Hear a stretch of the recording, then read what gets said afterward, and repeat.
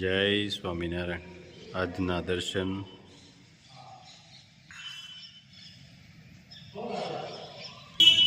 જય ગજાનંદ ગણપતિ મહારાજ, જય કષ્ટભંજન દેવ. જય સ્વામિનારાયણ. શિખામણ એ સત્ય છે જેને લોકો ક્યારેય ધ્યાનથી નથી સાંભળતા, અને વખાણ એ એવો દગો છે કે જેને લોકો સંપૂર્ણ ધ્યાનથી સાંભળે છે. જય સ્વામિનારાયણ. Good morning. જય સ્વામિનારાયણ. જય શ્રી રામ. જય શ્રી કૃષ્ણ. જય માતાજી. ઓમ નમઃ શિવાય. સત્યમે વિજેતા સિદ્ધેશ્વર મહાદેવની જય. જો આજે યુકે મોકલવાની છે કારેલાની કાચરી, 10 કિલોનો ઓર્ડર છે. કારેલાની કચરી યુકે માં હારી પડી. હાવ 10 કિલો છે, બધી મોકલવાની છે. આખું બોક્સ ભરાઈ જાય આજ. બોક્સમાં હામે તો હારું હમાઈ જાય. હા, હજી સુરતથી પેકિંગ બદલી જાય. સુરત મોકલી કુરિયર, અને સુરતથી પાછું પેકિંગ થાય ડબલ.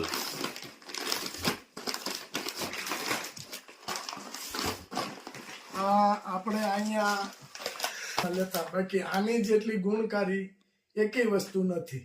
કારેલું શુગર વાળાને એટલું કામ આપે છે, બીજા ઘણા બધા રોગોમાં એટલું કામ આપે છે. અને બહાર વાળા છે ને એ બધી આવી વસ્તુ માઇન્ડમાં લઈ અને એનો ઉપયોગ એ પૂરેપૂરો કરી લે છે. મસ્ત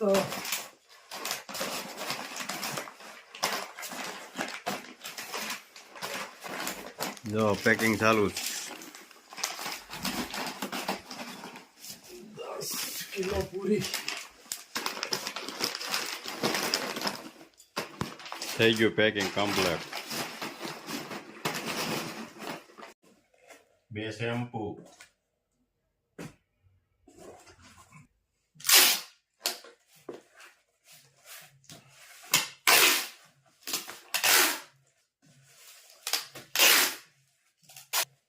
બે હેર ઓઇલ,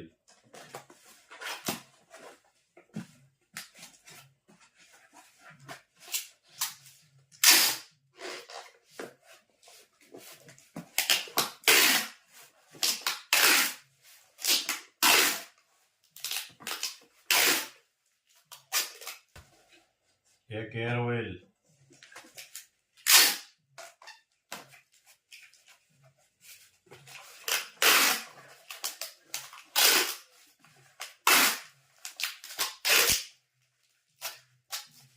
એક કિલો લાખાનો હળદર,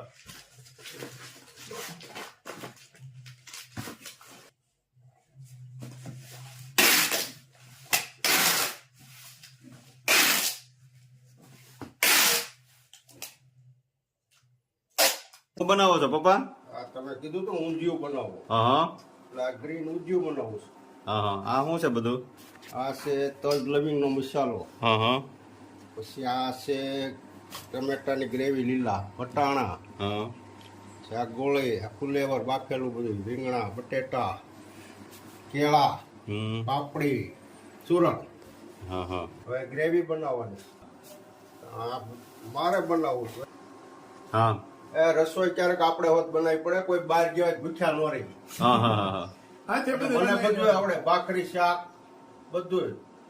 હા. તમે બધા બહાર જાવ તો હું આખે જ બનાવીને ખાઈ લઉં, ક્યાંય બહાર ખાવા ન જાવ. હા. અને એવું આવડવું જોઈએ થોડુંક આપણને ઘરમાં. હા. ક્યાંક બહાર ગયા હોય ને તો કઈ વાંધો ન આવે. આ જીરું, રાઈનો વઘાર, તજ લવિંગનો મસાલો, નેચરલ મસાલો. પછી આ છે મરચી, આદુ, મરચી, કોથળી બધું એની જે પીસીને બધું આમાં નાખવાનું. પછી જેટલું તીખું જોતું એટલું કરવાનું. મસ્ત સુગંધ આવી ગયો. મસાલાની સુગંધ મસ્ત આવી. એ ગ્રીન ઊંધિયું થાય. સુરતી ગ્રીન ઉદ્યું થાય તો પપ્પા? સુરતી ગ્રીન, અને એમાં કોઈ લાલ મરચું નહીં. એ ટમેટાની ગ્રેવી, લીલા ટમેટા. હા. જય સ્વામિનારાયણ. જય સ્વામિનારાયણ. એ તો જય સ્વામિનારાયણ. જય સ્વામિનારાયણ. આજ તો તમારે પોરો લાગે છે રસોઈમાં. પપ્પાએ તો ઊંધિયું બનાવ્યું છે, તમે પોરો ખાધો આજ. હા. પપ્પા કે એવું બનાવી દો, તમે તાર પાપડ બનાવો. હા. એટલે અમે પોરો ખાધો આજ. ઈ કે તમે પાપડ બનાવો અને ગીત ગાતા જાઓ. પેલા આપણા જૂના જમાનામાં હતું કામાજી કે લગ્નના પાપડ ઘેરે બનાવવાના અને વણતા વણતા બાયું ગીત ગાય. અત્યારે પણ કોઈને આવડે તો ગાઈ દે. હા ઈ વાત છે સાચી. હવે ગાવા વાળા આવી ગયા. હવે તો ગીત એટલે ગાવા હમણાં હજી તો હવે અત્યારે બાની ઉંમરના છે હજી એટલે પછી કોઈ ગાહે નહીં. કોઈ ગાવા નથી. પછી ગાવા વાળાને બોલાઈ આવવાના. જાન જોતી હોય ને સવારમાં બધા મોટી ઉંમરના હોય ને ઈ બેહી અને સ્પેશિયલ ઓલા પરભાતિયા ગાતા. હા પરભાતિયા ગાવા વેલા આવે એવા સરસ પરભાતિયા ગાતા હોય આપને એમ થાય કે હજી ઘડી ખુઈ મજા આવે એવા પરભાતિયા. ગોદરું તાય કરતું છે. પણ હું છે એક બાજુ ઓલો હરખ હોય ને જાનમાં જવાનો એટલે હાંજે મોજા પહેરીને ખુઈ જાય. સવાર નાવાનું પછી સાંજે નાહી લીધું હોય. પેલા ક્યાં એટલું બધું નાવાનું હતું. એમાં શું હોય આપડા બા હોય ને એને આપડા બા ને સવારમાં તૈયાર થવાનું હોય એટલે છોકરાઓ નાના હોય ને એને બધા સાંજે તૈયાર કરી દે. અત્યારના જમાનામાં કોઈ હાંજે તૈયાર થાય. અને પછી તો બસ ઉભી હોય કે કેરિયર હતા ને પેલા ટ્રેક્ટર હતા એવા બાવડા પકડી દોડે હાયલી. અને આમ જો પેલું ટ્રેક્ટર હોય ને તો જાગડીઓને એટલી બધી ઉતાવળ હોય. નાનું છોકરું આમ મને તો મારો અનુભવ છે. મારા બા આનું સોલીને સીધો ટ્રેક્ટરમાં મેકે બે જાપ દઈ પછી જગ્યા નહીં રહી. જગ્યાનું પેલા બહુ હતું. આ છે પાલક આવે ને આપણે હા પછી એને ગ્રેવી ગ્રીન કલર માટે હા નેચરલ કોઈ બહારનો કલર નહીં ગ્રીન થાય એને માટે. જો ગ્રીન થયું હા ગ્રીન થઈ ગયો કલર. પાલક નો કલર આપણે બોલો પાલક બહુ ગુણકારી ને.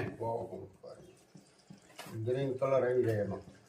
બાકી તૈયાર કલર નો ખવાય.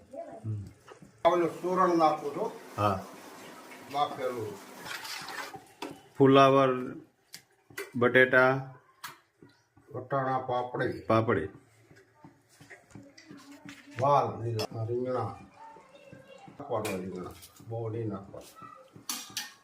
કેળા બાફેલા શક્કરિયા બાફેલા મેથી લોટની ગોળી મસાલા વાળી